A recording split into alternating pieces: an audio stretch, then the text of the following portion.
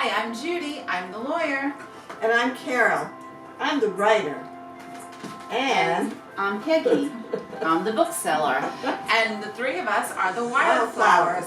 Thank you for joining us on our third podcast. Welcome to our meeting today. As always, we are going to start off our podcast by talking about a wine and having all of us try it out and taste it. Then another one of us is going to introduce a book that they've read. And then the third one of us, Peggy, will be introducing a topic today. It's actually mindfulness. So That's right. Make sure you stick around. And I'm going to start with the wine. I like that idea. Me too. Because I brought it. And this wine is bread and butter wine. And it's like a curveball, I know, because usually I drink red. But today I bought a Chardonnay. And I'm going to pour some. Peggy, do you want to pass me your glass? Here we go. This wine is, I've not tried the white wine. I've tried the red wines. That's enough. That's good? Okay. I've tried their red wines. Their Pinot Noir is awesome. Their Cabernet is very good as well. I first tried this in Vermont, and I really like the brand. So it's really hot out here today in Long Island. Yes. And so I thought, let's do a Chardonnay, nice chilled wine, and let's see how we do. It's a Napa wine, and it's about $14.99 price point. Okay. Well, cheers, ladies. Cheers. Have any of you tried this one before? I have had it before. Oh, I've I didn't know. That's Okay, this okay. is a surprise for me. Well, I drink Chardonnay almost all the time, so there's not that many of them that I haven't tried, unless they're over $20. All right, let's see how. I've had bread and butter red before, but not bread, but red. Oh, I like that one. Yeah, it's buttery. Yeah, I like this. It's very full-bodied. And I don't drink white that often Yeah. anymore. I don't like Chardonnay, but this is not bad at all. Really? Yeah. Would you drink this regularly? Like No. on a hot no, okay. Not regular. I drink red regularly. I would drink this. But Yeah, it's good. I mean, I've had it. It's a nice buttery one. It is. It's a different. It's not very sharp. Like some Chardonnays can be really sharp. This one isn't sharp. I like this one. it's very smooth. Yeah. So you know, I'll finish the rest of this bottle. You know, you probably have enough at home. She'll finish Very this. good. No, I love it. Awesome. Oh, good.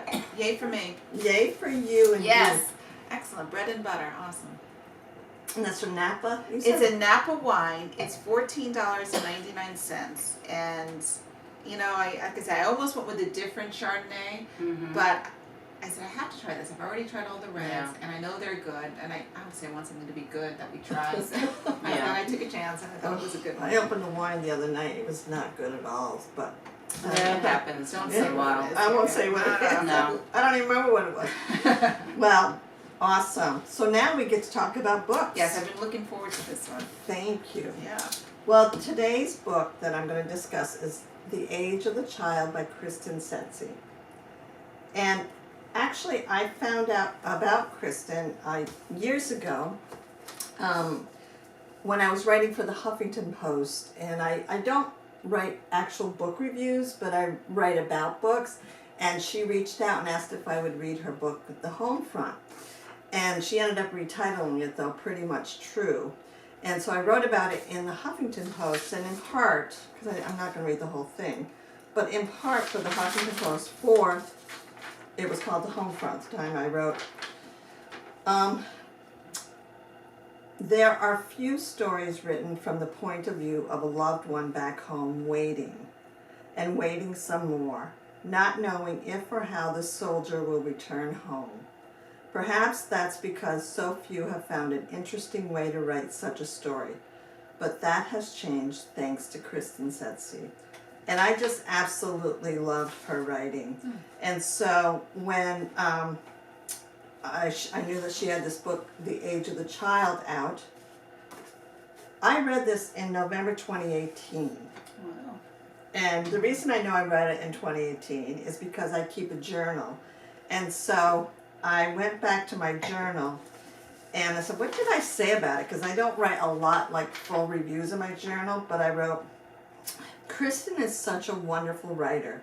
She doesn't dumb down a story. It's a futuristic story that is believable about government's involvement in reproductive rights or no rights. I think book clubs would find this interesting.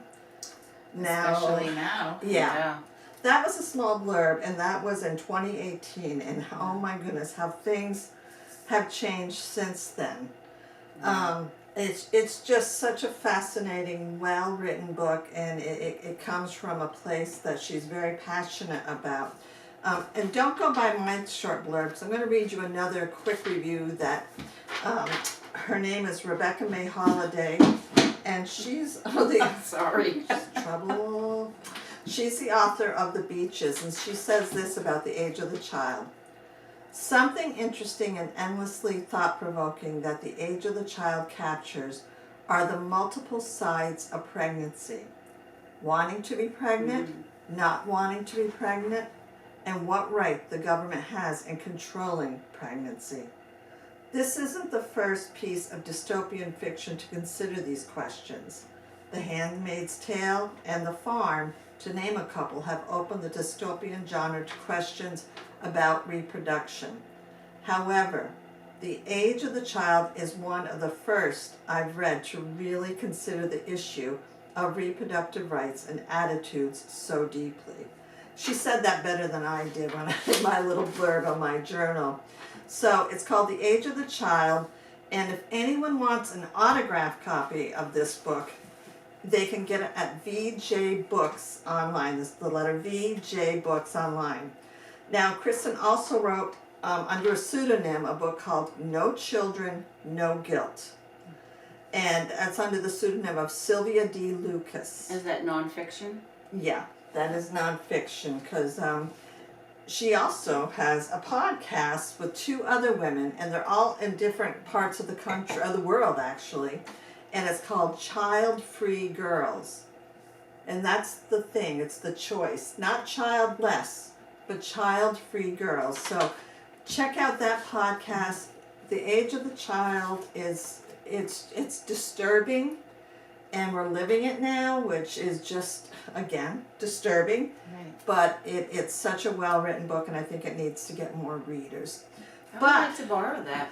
And that's what Judy has said to me too. Stand in line. That's okay. I'll wait online. I have a stack of books that I have to No, read. that's great. No, I get it next. And, Yeah. and so I'm grateful. I'm grateful. Well, See, she's that's very Kristen? special. She isn't is. I am. But I can tell you what, and speaking of podcasts, because we've been wanting to share these podcasts in our last two podcasts, and I feel bad that we hadn't, so I'm going to give this really quick shout out to the book Cougars, and that's what Chris Wallach and Emily Fine, and they talk about, guess what?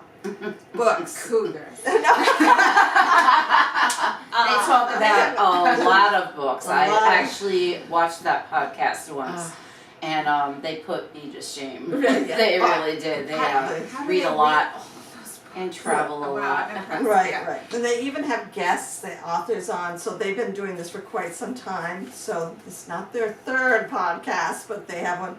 And then the second one is called That Checks Out. And that's with Ted Wilson and Damon Paracchio. And if I butchered your last name, sorry, Damon.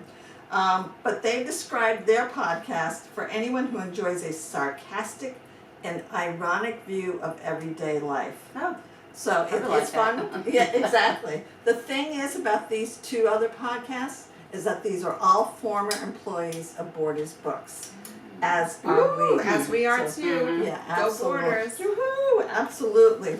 So what we're going to do is we're going to take a short break right now, because then Peggy's going to come back. We're going to play music off, and Peggy's going to come back and talk about mindfulness. And we know that you all were aware of that. So see you soon. We're back. welcome back. And Peggy's back. Back and better than before. Really? Hopefully. Well, we'll find out. What are we talking about? I'll try not today? to knock this shelf off Yeah. the bar. I like to put my foot on it. Try but, to be Yeah. try to be So, mindful. yeah. Oh. Good segue into the discussion is going to be about mindfulness. And I really needed to learn about it. I'll give you some examples in a bit. But I did my due diligence and I picked up these books for local people at Theodore's Bookshop in Oyster Bay, Long Island. Great independent bookstore. So if you live in any town that has an independent bookstore, you need to be their patron and help them out. We have to survive. But every episode we have a different topic, so did you want to acknowledge last episode? I did want to, but I forgot about that because I'm not very mindful, and that's why I picked this subject. So we want to give a little shout out to a couple of people who commented on our last episode, which was about fear. That was when Judy did the one about fear. So Lisa, thank you so much. Lisa, her main fear is about financial instability. And Kristen, The same Kristen. that's right. To the child. Her major fear is that something major will happen in her home, like termite infestation or the roof blowing off. So we all have different fears, and we did go over that the last time. But I think those two were all relatable as well. Yeah. Yeah. They absolutely are. Definitely. Yeah. So anyway, I did do my due diligence, and I browsed through these books here by Thich Nhat Hanh, and this is Buddhism. So it's Zen Buddhism, and it's something that I would have to study for the rest of my life every day to be able to practice something like this, because it's all about being interbeing. Being what? Say it again. Interbeing. Inter, I-N-T-E-R, interbeing. Meaning that everything in existence depends on something else for their existence. Like a rose is not a rose on its own. A rose depends on a cloud, which produces the rain, and on the sun, which produces the sunshine, and on the soil, which gives it nutrients, and on the gardeners who plant it, which keep them maintained.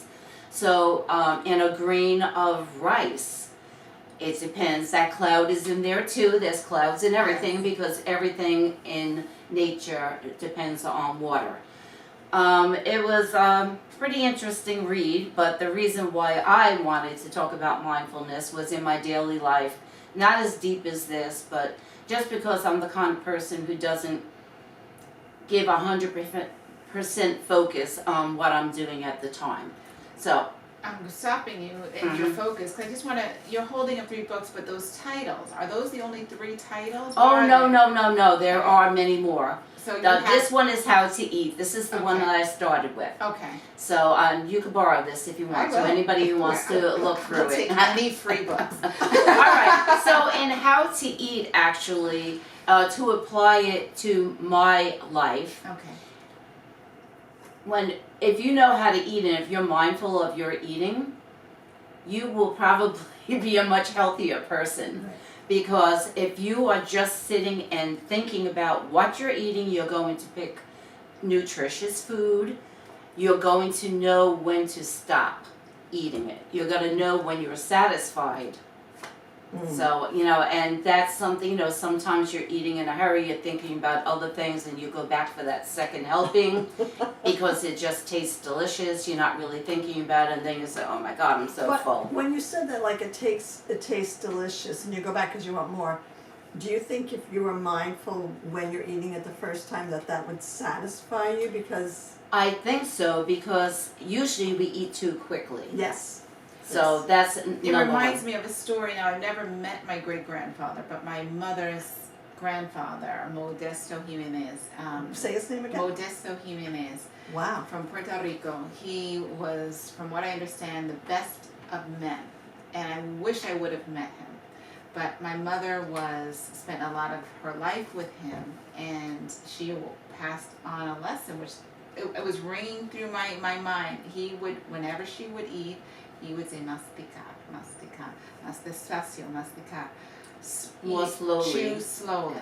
And apparently he chewed his food very slowly.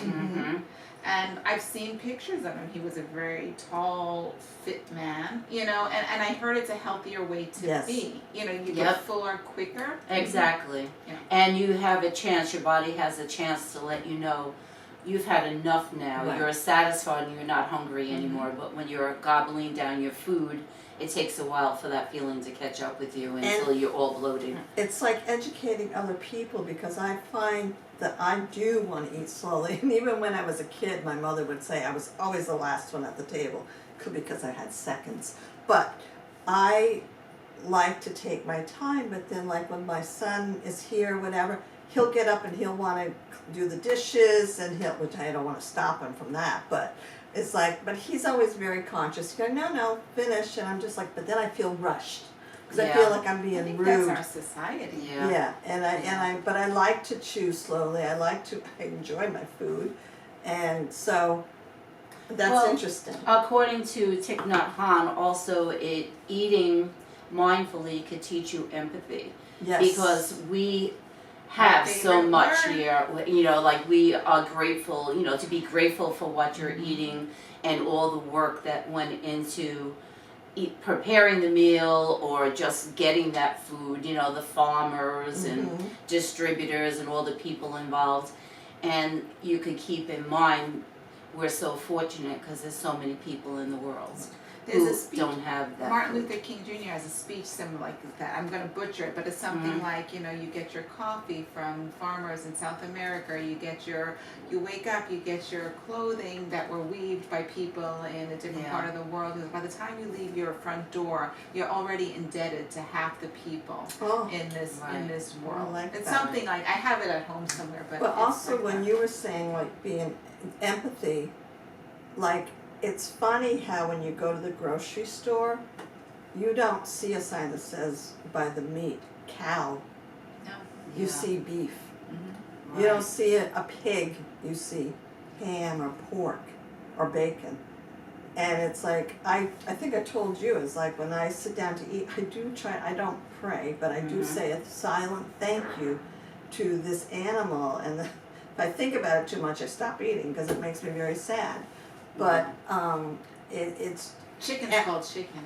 Chicken's Well, called chicken. Nobody cares about poor chickens. Poor chickens gave us eggs today. And I said that. Thank you, Pebbles. Thanks, Patsy. Well, it's funny because he kind of talks about that too, but he's a vegetarian. So he says to be mindful of what you're eating, and I said I'm not a vegetarian, and I don't want to think about that because I do like to eat meat. Me too. I was raised on a farm. I mean, that's the center of the meal was always the meat. I'm going that way. Yeah. I'm trying to. And you were a vegetarian for how long? I was vegetarian for a few years, yes. Yeah. And then the bacon got me in the end. Oh, did it? It was bacon? It was bacon. It's hard to resist. But I'm going back. Yeah. Now that I keep chickens, I'm finding it hard to eat chicken. Yeah. I love chicken. I'm sorry, Pebbles. That's okay. I know. I eat chicken almost every day. Yeah, their eggs are delicious. I don't Tell really me what like you eggs. like. The white. Yeah. Well, I only like them scrambled, and I use them in my recipes. Give them to Jessica. Yeah, I will. I'll share them. Or she'll leave them in my fridge. Yeah. No, I won't. No, I won't. We'll see. So, but anyway, so the mindfulness I was looking more into was in my daily life to help me to really focus on things. So I think I have ADD or something, I don't know. So anyway, mindfulness means intentionally doing one thing at a time, being fully aware of the task and your response to it. So how many of us really do that? Okay. No, I don't do No, that. because how many times do I walk into a room and my mind's on something else? I'm like, what did I come in here Most for? of us are not, and it's really hard. I wish I had one here, but it's because of these devices we have. How many times do you see people walking, down the street? I saw a kid just yesterday riding a bicycle while looking at his phone. I saw somebody in her car. She had the phone down here. She's at a light. She's looking at it, and when the light changed, she was still looking at her phone and going. It's harder. But I was always like that, even before cell phones. What do you mean, like when I was in school, I was always, when I was in elementary school, and I went to a Catholic school, and we had nuns, and they weren't so nice back then. But I was always being told that I was daydreaming out the window. I had one nun tell me, Sister Columbier, you're just like your brother Joseph, always daydreaming out that window. And it was very hard for me to focus on things. I was fortunate, I ended up being a good student. I wasn't a bad student, but I always had a problem, so. But that practice seems simple enough when you think, all right, all I have to do is focus on it, but it's harder to do than you might think. Absolutely. So an example of how unmindful I am is I did 4 unmindful things since yesterday. First, I pulled a muscle in my hip because I live in a studio apartment and I have a Murphy bed, and the leg was getting loose. So I had to move my mattress over a little to tighten it because it's on the inside of the frame. I was listening to the news at the time, I could do it. and that distracted me while I was doing it, and I just picked up the bottom of this heavy mattress without bending my knees or being in the right position, and immediately got this searing pain up through my hip and in my leg. That was the number one thing I did. So then the next day I was painting my laundry room. I was painting a concrete wall in this beautiful color blue. And one of my friends texted me while I was doing it. So now I had a quart can of paint in one hand. I don't have very big hands, but I had a decent grip on it, and a paintbrush in the other, and I had the phone on my dryer. And I went over to look at it, and when I went to put the paintbrush down, the paint can flew out of my hands and dripped blue paint all over my dryer. My vacuum cleaner is charging there. All of the floor and my vacuum cleaner. I didn't want to tell you. Well, first of all, it took me like 45 minutes to clean this up. So on that there was a group text we were on also as well. You said, I'm painting my wall. I have to get back. You were serious about that? Yes, I was really painting. What do you think? I was just trying to get out of the conversation. Yes. Oh my God. Oh, that's and crazy. Then what I did was this morning I was preparing, usually after we have the podcast and we all eat dinner together. Either we go out to eat or one of us prepares a meal and brings it. So it was my turn to do the meal, and I said, all right, I'll make chicken quesadillas and cilantro lime rice. So I started making the rice and I put it in the pot to cook, and all of a sudden I just glanced down at the recipe and I said, oh my God, I forgot to brown the rice. You're supposed to first brown it in some oil with garlic, because it has a much nicer flavor. And I said, oh, it's probably all right. Well, it was a big mushy mess. Just because I was also cutting up chicken. I didn't concentrate on one thing at a time. So there's no rice? No, there is rice. Okay. But it was It sounded good. You look very impressed. Oh, so there's So it was a do-over. So I said, all right, I have another cup that I could do. So I said, all right. So I made it again, and this time I did it right. And then the rice cooked. It was beautiful. And then I put it in a bowl to put in the fresh cilantro and the lime. And usually I put the lime juice in a little at a time, even though it said 3 tablespoons. I always added a little bit at a time.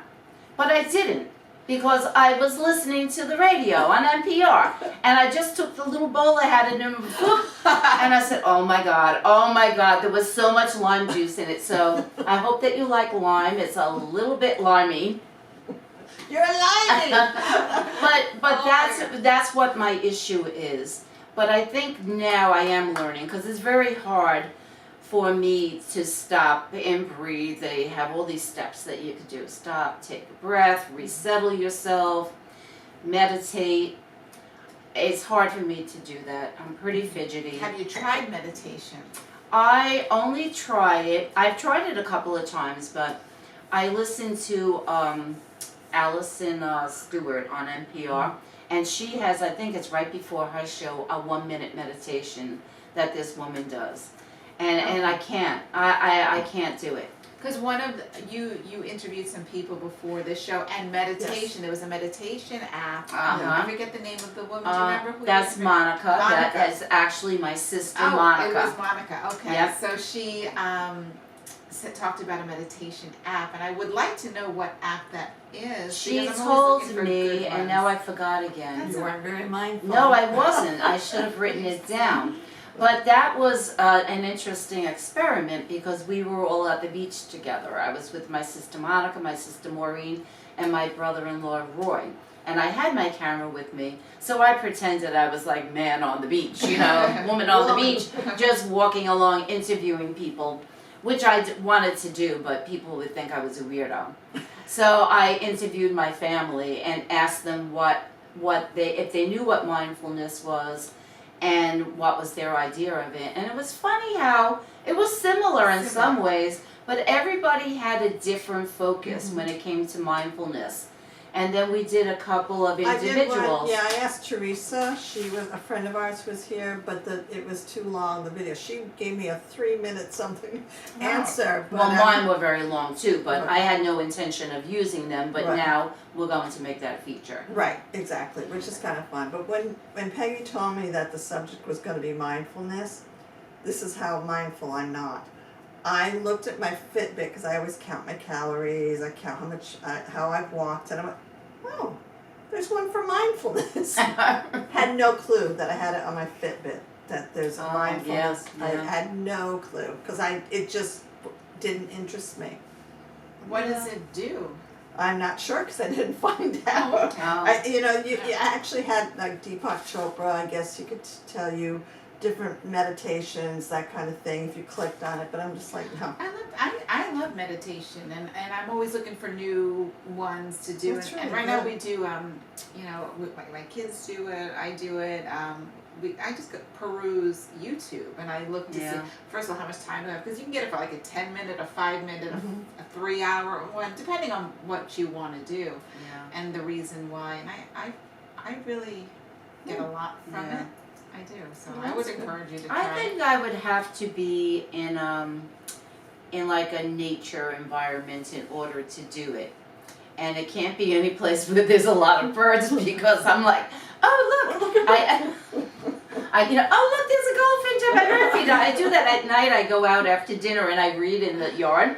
And I have a couple of bird feeders, and I get beautiful goldfinches and house finches and jays and all these beautiful birds. And I'm reading, and then I said, oh, a little yellow thing just flew past me, and I ended up watching the birds. So it's, but I think I'm more mindful of mindfulness now, at least when I'm not mindful. Now I recognize it. I said, oh my God, that happened because I wasn't paying attention to the task at hand. Right. Have you ever, because this has happened to me before, I pulled into the driveway and I'm like, how did I get from there to here? Oh my God. I've I've done it when I was driving. I've done that when I'm really tired. And then if I get really tired, then I just sometimes, like, how did I get in this room? Yeah. But I don't know, not too much. I've done it and I have to take blood pressure medication in the morning. And I have to leave a glass of water on the counter, and if the glass is full, I know that I did not take my medicine because I've taken it and said, oh my God, did I take my medicine today? Because you just do everything by rote. So. I do that with wine. Or did I take my wine? Oh my God, is this bottle empty? I don't think I did. I'm kidding. Well, when you were talking about bringing up this topic, I didn't know where you were going with this, and I said I didn't understand, and I get where you're going with it. It's being present in the moment and not going too much. I've always kind of looked at it too as my issue more than anything has been when you get emotions. Like, how do you get yourself back into the moment rather than just thinking so much far ahead? And is there anything in those books that you've come across? Well, I didn't, but there are other books. There's one, There's how to love, how to walk, how to relax. Unfortunately, they don't list them in these books, which I found very annoying. Yeah. But I remember we used to carry a lot of, Yes. pretty much all of the titles, and they always sold out. But you should read them, because it's really like having a good perception of things, really looking at things and having a good perception of them. And sometimes we get emotional because we're not looking at it from another person's point of view. Or one of them, I'm trying to remember which book it was in. Maybe it's also getting all nervous when you're trying to control things you can't control. Right. Yeah. That's I've always thought, and I always play a game with people sometimes. If I'm just meeting people for the first time or just trying to get to know somebody, I always figure, am I going to like this person? And have a two-beer and a puppy kind of a moment. Do you ever hear the two-beer and a puppy? Like when I try to look, is this a person I like to have a second drink with? Oh. And what did you call it? I call it two-beer and a puppy. Because in this time of political connotation, it's like, you can't go by who you have what in common, but it's like, can I sit here and have a second beer with this person or wine? Do I want to? And would I trust them to watch my puppy? If they get to the two beer and puppy, then I'm like, okay, we can hang out, But as I get to know people, usually I have a question. I'll ask you because maybe I've asked you in the past, but you may not remember. On a scale of 1 to 10, with 10 being the highest and 1 being the lowest, how would you rate your happiness level right now? Right this second. Right this second. I would, on a scale of 1 to 10, I'm a 10 now. Really? Well, I am happy, my happiest when I'm with people that I like to be with, no matter where it is or what's going on. It's in a light situation, of course. If we were all witnessing a car accident, I wouldn't be happy about it. But that's you. That's it. That's when I'm always the happiest. What about you? Now I'm happy because she just made me laugh. No, well, now that you said that, now with my friends, I'm happy. But no, I would say. You're gonna be in trouble if you're not 10. I might not let you watch my puppy. I'm an 8. I'll say an 8. Oh. See, the reason how about you? I'm a 10. I hate to say, I don't want to brag, but I really strive to always be that way, even on the worst time. It's a philosophy, and when I thought of mindfulness, I thought of happiness. And it's if you can remember. Sorry to jump into your. No, exactly. Remember to be happy that if you have yourself. That's right. And to you be grateful.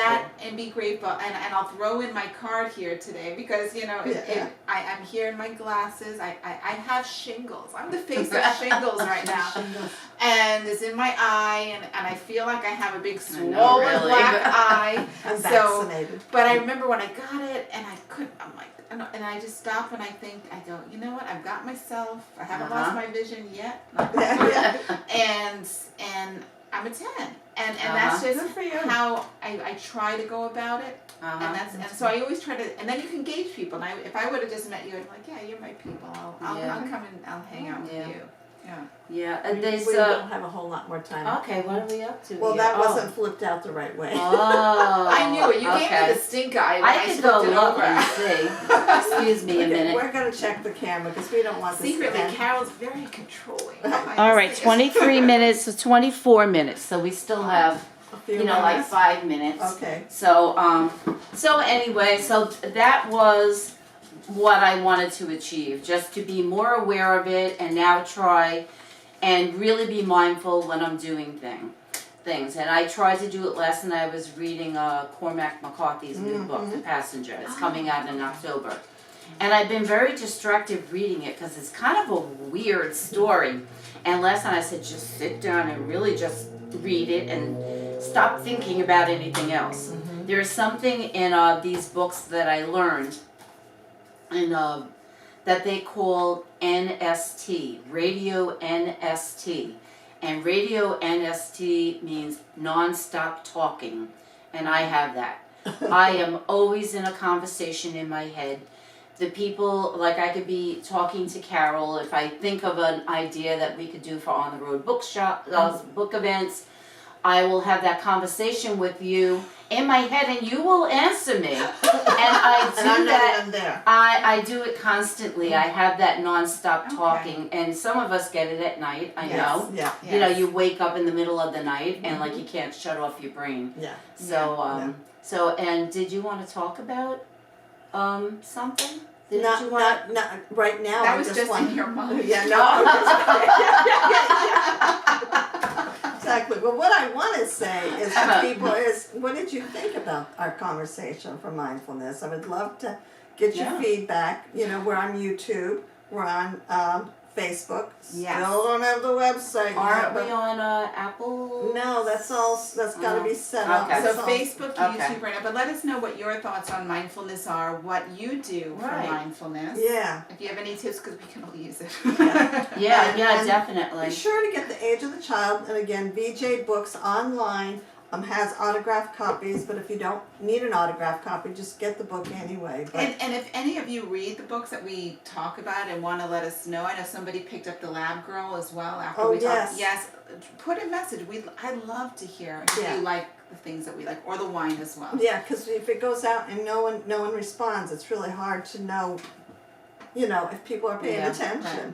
Definitely. So the next show that we're going to have, we're going to be doing wine and books again, and the topic is describing your perfect day. What would be the perfect day? I have a lot to say about that. Awesome. Yeah. Okay, so thank you, and we will be back on our next episode. Yes. Bye. Thank you. That was fun. And I can't believe it's from 2018, and you. Yeah.